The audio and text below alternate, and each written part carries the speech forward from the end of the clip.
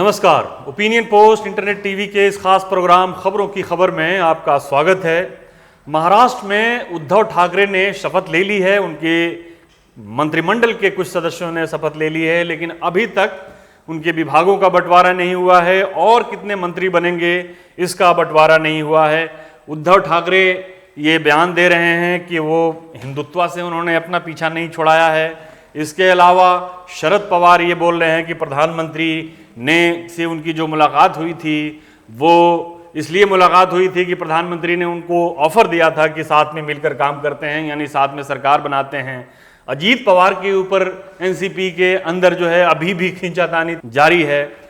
कांग्रेस के अंदर मंत्रिमंडल को लेकर, मंत्रियों के विभागों को लेकर उसमें लॉबिंग का सिलसिला तेज है। लेकिन इस बीच उद्धव सरकार ने जो अपने फैसले किए या फैसले की जो उन्होंने एक अंदेशा दिया, एक नज़रिया दिया उन्होंने अपने आने वाले दिनों में कि वो कैसे काम करेंगे, उसका लेखा जोखा हम करेंगे। लेकिन फिलहाल अभी जो खींचातानी हो रही है उसके ऊपर बात कर रहे हैं। उद्धव ठाकरे ने हिंदुत्व के ऊपर जो बयान दिया उसमें दोनों चीज़ें उन्होंने साथ में रखी।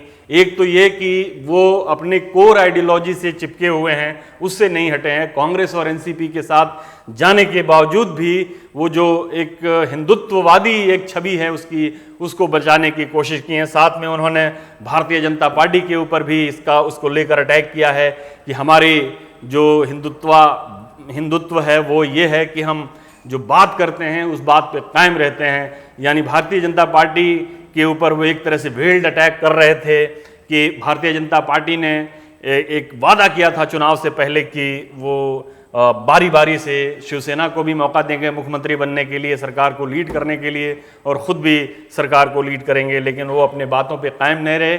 लेकिन शिवसेना का हिंदुत्व जो है वो अपनी बातों पर कायम रखने वाला हिंदुत्व है। इसके अलावा जो दूसरी चीज़ है, उन्होंने अभी हम लोगों ने अपने पिछले कार्यक्रम में प्रोग्राम में बात की कि मराठी वोट के ऊपर उनकी खास नज़र है। खास तौर पे शिव सैनिक जो हैं, जो उनके सिंपैथाइजर्स हैं, शिवसेना के हमदर्द लोग हैं, उनको जो मराठी हैं, मराठी मानुस, जिसके बारे में हम लोग ये कह रहे थे कि शायद राज ठाकरे उनके ऊपर डोरे डालने की कोशिश करेंगे, उनको रिझाने की कोशिश करेंगे। लेकिन इसमें इन्होंने जो पहला गवर्नर के थ्रू जो एक बयान जो इनका आया वो ये है कि 80% मराठियों को प्राइवेट नौकरी में रिजर्वेशन देने के लिए एक कानून लाएंगे। इसके अलावा 10 रुपया भरपेट खाना, 1 रुपये में इलाज और उसमें जांच वगैरह की सारी प्रक्रिया जो है उसमें शामिल हो जाएगी। इस तरह के कुछ इन्होंने प्रोग्राम दिए। लेकिन जो सबसे बड़ा मुद्दा है महाराष्ट्र में, एक बहुत ही ज्वलंत मुद्दा है, वो है किसानों का फार्म लोन का। इस पे बात तो हो रही थी चुनाव से पहले, और ये जो गठबंधन महाविकास अघाड़ी की जो बात हो रही थी, इसमें ये जो पहला मुद्दा था, जो मेन जो इनका फोकस था, इम्पेटस था, वो था किसानों की ऋण माफी की, कर्ज माफी की। लेकिन अभी तक इसके ऊपर कोई कार्रवाई नहीं हुई है।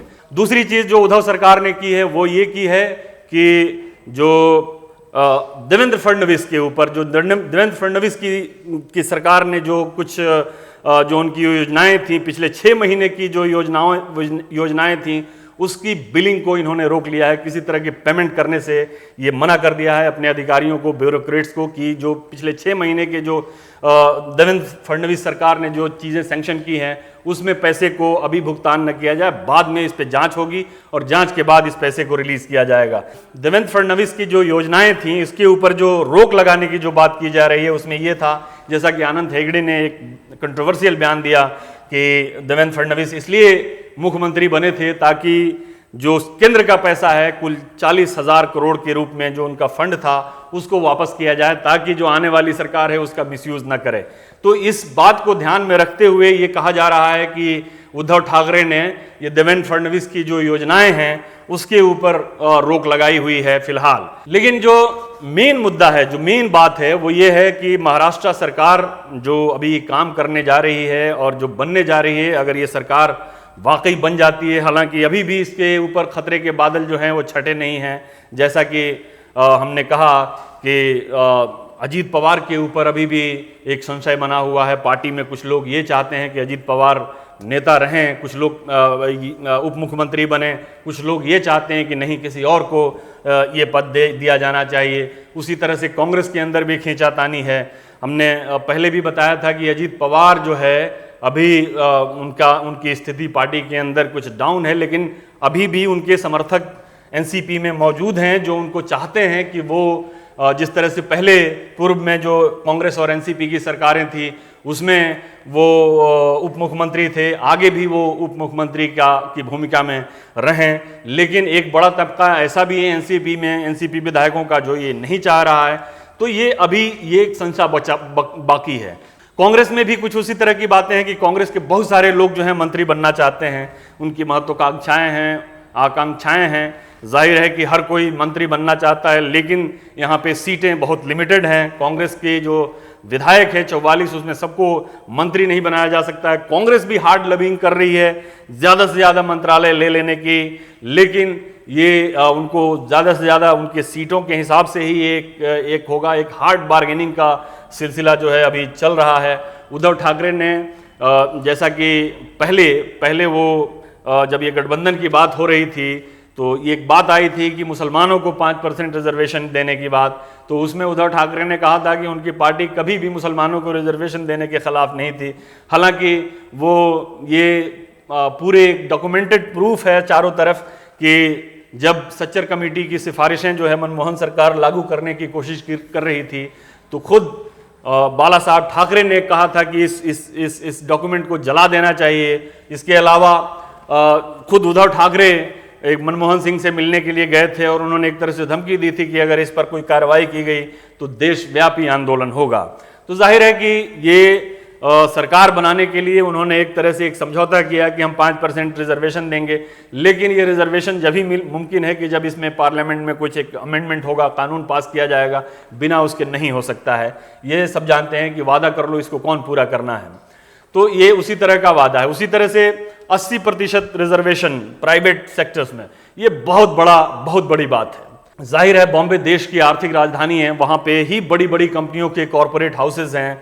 अब ऐसे में अगर 80% रिजर्वेशन अगर मराठी मानुस को दिया जाता है, मराठा के लोगों को दिया जाता है, महाराष्ट्र के लोगों को दिया जाता है, तो ये एक तरह से कह लीजिए कि बड़ी समस्या को जन्म देगा, क्योंकि प्राइवेट सेक्टर कभी नहीं चाहेगा कि प्राइवेट सेक्टर में बिल्कुल वैसे ही रिजर्वेशन हो जिस तरह से पब्लिक सेक्टर के जॉब में हो। तो अब ये देखना होगा कि ये किस तरह से इसको लागू करते हैं। दूसरी चीज़ किसान का, जैसे हमने बताया कि किसान की कर्ज माफ़ी महाराष्ट्र में बहुत बड़ा मुद्दा है, लेकिन अब तक जो कर्ज माफ़ी की जो बात की गई है उसमें किसानों को उतना फ़ायदा नहीं मिला है। जो छोटे किसान हैं या गरीब किसान हैं या खेतीहर मजदूर हैं, जो जिनकी पूरी ज़िंदगी उस किसानी और खेती के ऊपर निर्भर है, तो ये एक तरह से भी एक हॉगवाश है कि आप वादा कर लो, इसको पूरा कौन करता है। अभी कांग्रेस नेता राहुल गांधी झारखंड में एक वादा कर रहे हैं कि हमारी सरकार अगर झारखंड में आई तो हम किसानों के कर्ज माफ़ कर देंगे, लेकिन मध्य प्रदेश में खुद उनकी पार्टी के लोग ये कह रहे हैं कि राहुल गांधी को माफ़ी मांगनी चाहिए, क्योंकि उन्होंने जो वादा किया था कि किसानों से मध्य प्रदेश विधानसभा चुनाव से पहले कि हम कर्ज माफ़ कर देंगे, वैसी वो कर्ज उन्होंने माफ़ नहीं किया। लेकिन फिर भी एक ऐसा एक मुद्दा है, ये किसान कर्ज माफ़ी एक ऐसा इमोटिव इशू है कि इस पर लोग जो हैं वो मान जाते हैं, तैयार हो जाते हैं कि हाँ ये ऐसा हो सकता है। लेकिन ये होने में और इसके कहने और करने में बहुत फ़र्क है। किसको मिल रहा है, नहीं मिल रहा है, इसमें भी बहुत बड़ा भेद है। तो एक ये उसी तरह से है कि जिसका लेना खाक न देना, क्या फिर जग में आना है तो भेष बदल कर फिर किसने पहचाना है। तो ये एक वादा कर लो चुनाव में, उसके बाद कौन किसको वो करता है, पहचानता है। लेकिन फिर हम महाराष्ट्र की तरफ लौटते हैं। महाराष्ट्र में उद्धव ठाकरे अभी उनको काफ़ी रास्ता तय करना है, काफ़ी उनके पास जो है अभी समस्याएं हैं सरकार को खड़ी करने में। खुद मतलब सरकार की स्टेबिलिटी के लिए उन्होंने जिन पार्टियों के साथ समझौते किए हैं उनके अंदर अभी हलचल होना बाकी है। अभी सरकार बन जाए, जब पूरी तरह से उनका मंत्रिमंडल एक शेप ले ले, उसके बाद पता चलेगा कि ये सरकार जो है कितनी मजबूत है, इसमें कितनी शक्ति है और ये काम करने के लिए कितनी ज़्यादा उपयुक्त है या काम करने में के सक्षम है। फिलहाल तो उन्होंने मराठा जो उनका वो कोर है, जो मराठा मानुस सन ऑफ द सॉइल का जो उनका एक कोर इशू है, उसको उन्होंने साधने की कोशिश की है। अपने जो गवर्नर का अभिभाषण है उसमें 80% रिजर्वेशन, 10 रुपया में भरपेट खाना, मराठी जो कर्नाटक में मराठा का जो गांव हैं 850 के करीब गांव हैं, उनका मुद्दा बोले कि उसको हम लोग नहीं छोड़ेंगे। ये सारी चीज़ों को लेकर उन्होंने अपने मराठी कोर को प्रिजर्व करने की कोशिश की है और ये भी बताया है कि हम हिंदुत्व के साथ हैं, ताकि लोगों में ये संदेश न जाए कि कांग्रेस के साथ जाने से शिवसेना ने अपने जो उनकी बुनियादी आइडियोलॉजी है उससे उन्होंने किसी तरह का समझौता किया है। लेकिन आने वाला समय शिवसेना के लिए, उद्धव ठाकरे के लिए बड़ा ही कठिन और परीक्षा का समय है। फिलहाल के लिए इतना ही। देखते रहिए ओपिनियन पोस्ट इंटरनेट टीवी, हमारे चैनल को लाइक करते रहिए और हमें इसी तरह से अपना सहयोग देते रहिए। अगर आपको हमारा वीडियो पसंद आया हो तो इसे लाइक करें, हमारे चैनल को सब्सक्राइब करें और हाँ, बेल आइकन दबाना ना भूलें ताकि आप तक हमारे वीडियो की नोटिफिकेशन पहुंचती रहे। आप अपना सुझाव हमें कमेंट बॉक्स में दे सकते हैं। हमारे साथ जुड़ने के लिए शुक्रिया।